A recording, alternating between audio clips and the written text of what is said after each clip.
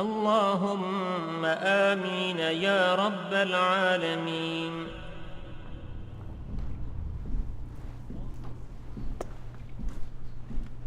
Resul-i Ekrem ve Nebi-i Muhterem sallallahu aleyhi ve sellem Efendimiz Hazretlerinin aziz pak münevver mutahhar şeriflerine salavat şerifi getirenlerine ahir ve akıbette hayır olarak.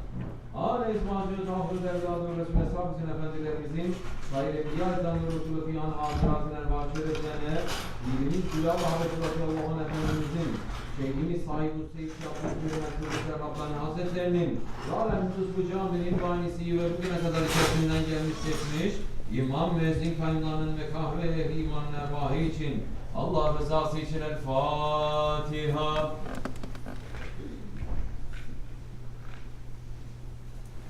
Euzubillahimineşşeytanirracim. Bismillahirrahmanirrahim. İnnallâhe ve melâiketehu yusallûne alen-nebiyyi ya eyyühellezîne âmenû sallu aleyhi ve sellimû teslîmâ. Allahümme salli ala seyyidina Muhammedin ve ala ali seyyidina Muhammed. Allahu Ekber, Allahu Ekber. Allahu Ekber, Allahu Ekber. Eşhedü en la ilahe illallah. Eşhedü en la ilahe illallah. Eşhedü enne Muhammeden Resulullah. Eşhedü enne Muhammeden Resulullah. Hayya ale's-salâh. Hayya ale's-salâh. Hayya alel-felâh. Hayya alel-felâh. Allahu Ekber, Allahu Ekber. La ilahe illallah.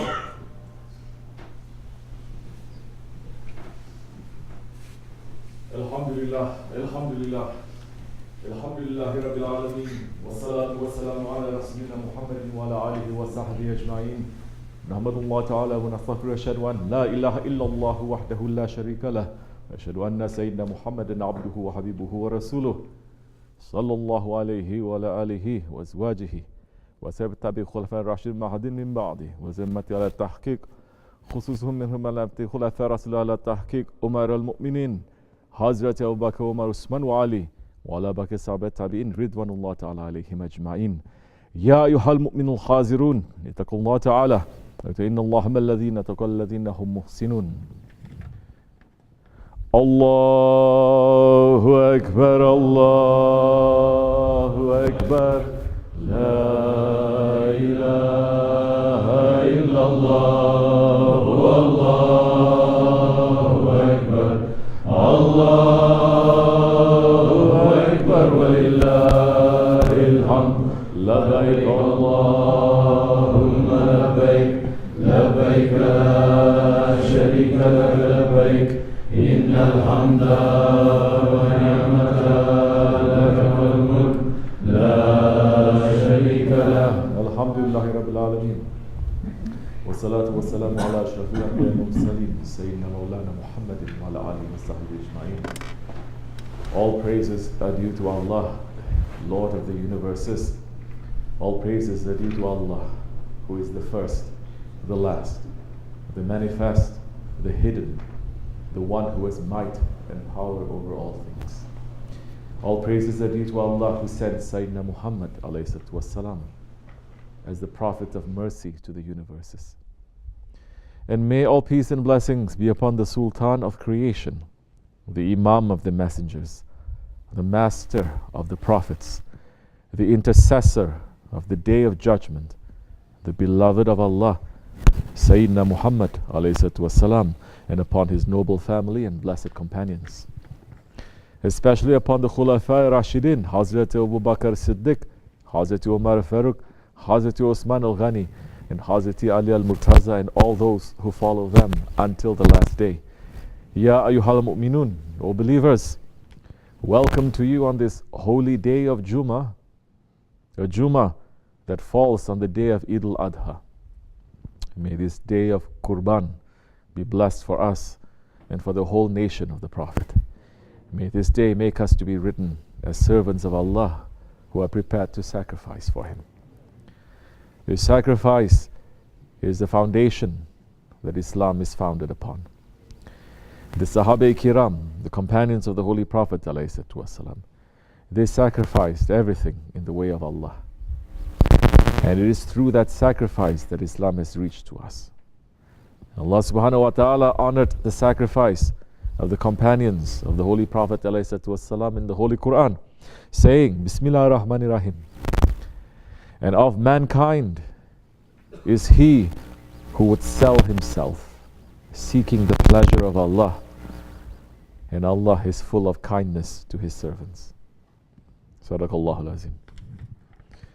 The Sahaba-i-Kiram, the companions of the Prophet ﷺ, their lives are a message to us that has been conveyed through history. As our Shaykh, SahibulSaif, Shaykh Abdulkerim al-Kibrisi, Rabbani, is teaching us, Allah subhanahu wa ta'ala has written their names with golden alphabets in the heavens. If we take their example to ourselves, then we will make progress in the way back to our Lord. Muslims today, however, especially those who have embraced this extreme liberalism, they do not want to follow the Sahabis. They say that they were pre-modern Bedouins. Why should we follow them? We are modern, intelligent people. We know more. And that is why the Holy Prophet ﷺ said to his companions, if they see you, they will call you crazy. If you were to see them, you would not call them believers. Because the Sahaba-i-Kiram, they had a full devotion and submission to the Holy Prophet ﷺ. If we want to learn what it means to sacrifice, we should look at those ones whose sacrifice has been praised by the Prophet of Allah. Hazrat Talha ibn Ubaidullah is one of the 10 companions who has been promised paradise while they were still alive. He was from one of the noblest families of the Quraysh and one of the first to accept Rasulullah ﷺ. Once, when he was in Basra, in Iraq, a Christian monk told him that a prophet was going to come out from the Hijaz, from Arabia. As soon as Hazrat Talha returned to Mecca, he asked, did anything happen after I left? The people said, yes, Muhammad claims he is a prophet and Abu Bakr is following him. Hazrat Talha ran to the Holy Prophet ﷺ's house and he accepted Islam. And he went through severe torture for that.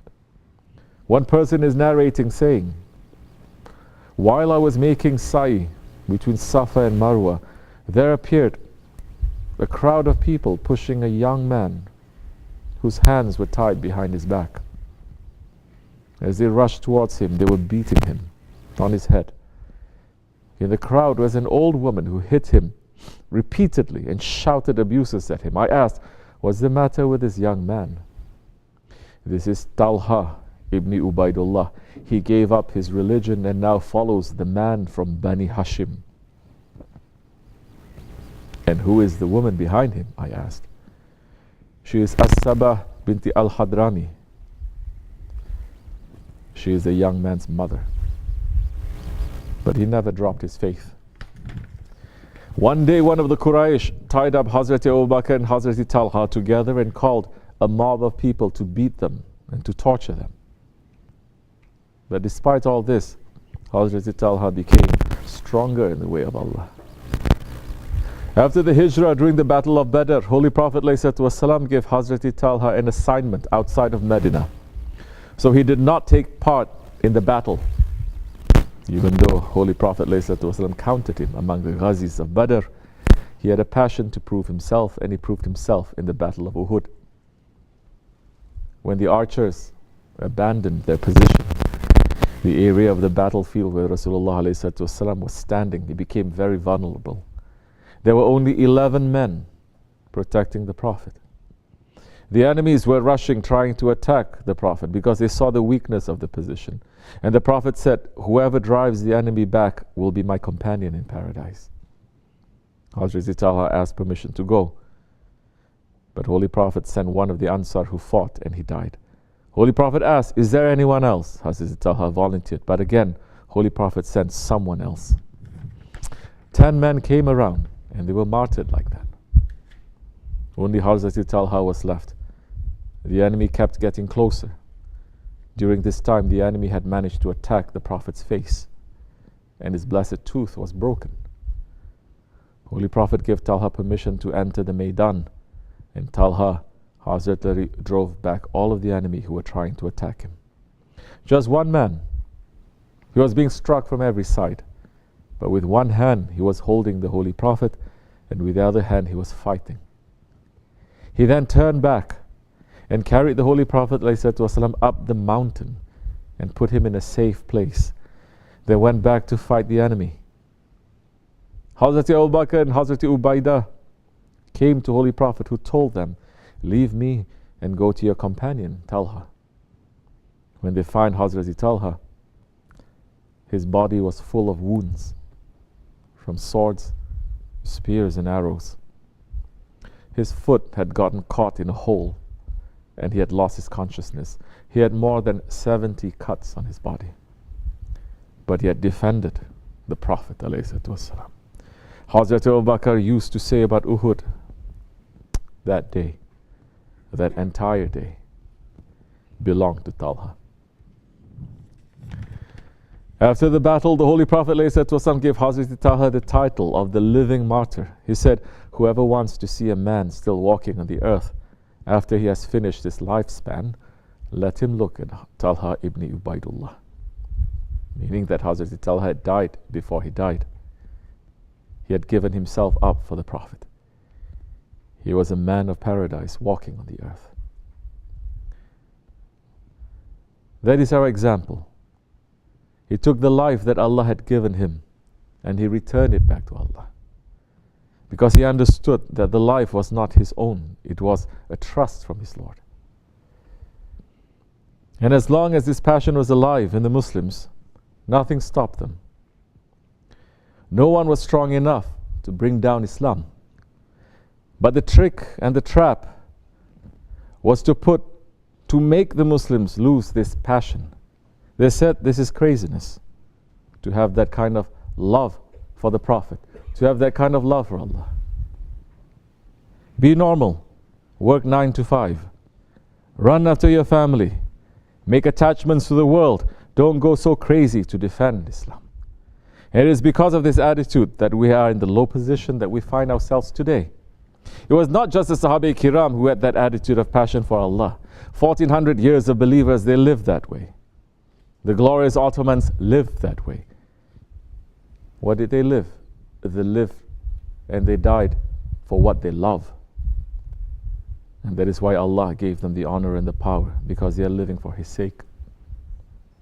Our Shaykh is telling us the conquest of Istanbul, that before the battle, Sultan Mehmed Fatih Khan was putting on regular clothes and secretly mixing with the soldiers.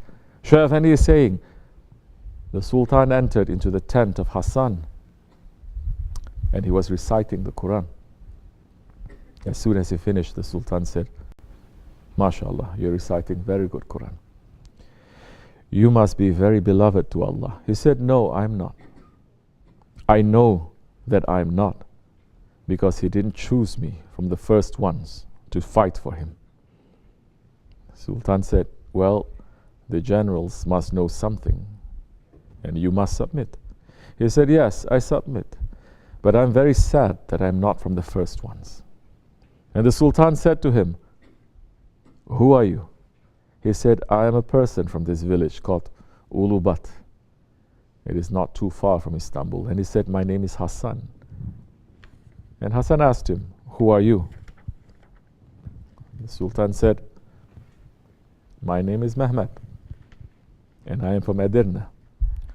Sultan is not saying that he is the Sultan. He said, I wish to see you after the war. Hassan looked at him and he said, how are you talking like this? I didn't come here to live after the war. I came here to become martyred in the war.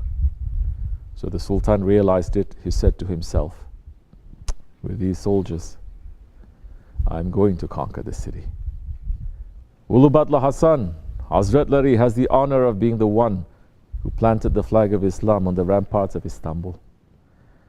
Although the arrows were piercing his body, he held that flag high. He held Islam high. Inshallah Rahman, in 1 month, we will remember one of the biggest sacrifices, that of the grandson of the Holy Prophet, that of Hazrat Hussein ibn Ali radiallahu anh, that he took himself and his family, the Ahlul Bayt, and they came to Karbala to make themselves qurban in the way of Haqq. Our Shaykh is from Ahlul Bayt and from the Ottomans. He also sacrificed everything from Allah. He gave up his youth. He gave up his wealth. He gave up his family. He gave up his time. He gave up his comfort. He gave up his health. And in the end, he gave his life as a present to Allah. We must try to walk in his footsteps. Oh believers, today is Qurban. If we want to be with the Sahabis and the Ahlul Bayt and the Awliya Allah in the next life, then just like the animals that we cut today, we must be prepared to submit our ego in the way of Allah.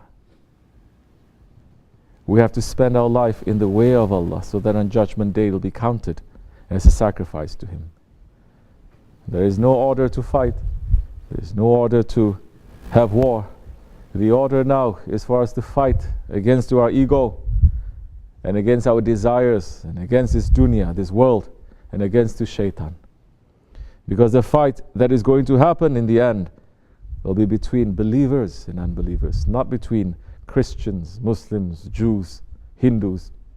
It is between those who believe in good and those who don't believe.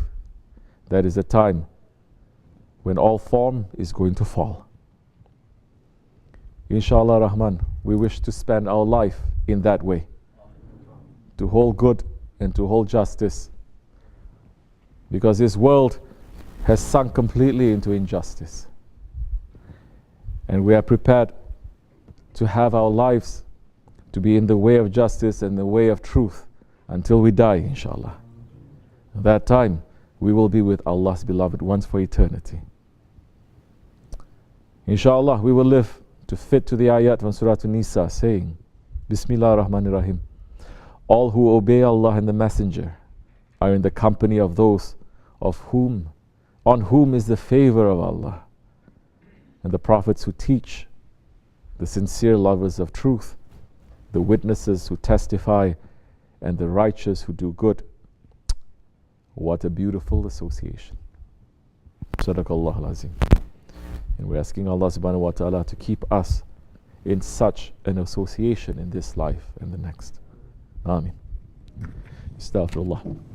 Astaghfirullah. Astaghfirullah. Astaghfirullah. La ilaha illa wa al-hayyul qayyum wa atubu ilayhi. لا إله إلا الله وحده لا شريك له له الملك والحمد شيء قدير لا إله إلا الله وحده لا شريك له له الملك والحمد شيء قدير لا إله إلا الله وحده لا شريك له له الملك والحمد شيء قدير لا إله إلا أنت سبحانك كنت من الظالمين لا إله إلا أنت سبحانك كنت من الظالمين لا إله إلا أنت سبحانك كنت من الظالمين سبح قدوس ربنا رب الملائكة والروح سبح قدوس ربنا رب الملائكة والروح سبح قدوس ربنا إن دين عند الله الإسلام قام الصلاة الله أكبر الله أكبر الله أكبر الله أكبر أشهد أن لا إله إلا الله أشهد أن لا إله إلا الله أشهد أن محمدا رسول الله أشهد أن محمدا رسول الله حي على الصلاة حي على الصلاة حي على الفلاح حي على الفلاح قد قام الصلاة قد قام الصلاة الله أكبر الله أكبر لا إله إلا الله لا إله إلا الله سيدنا مولانا محمد رسول الله صلى الله عليه وسلم.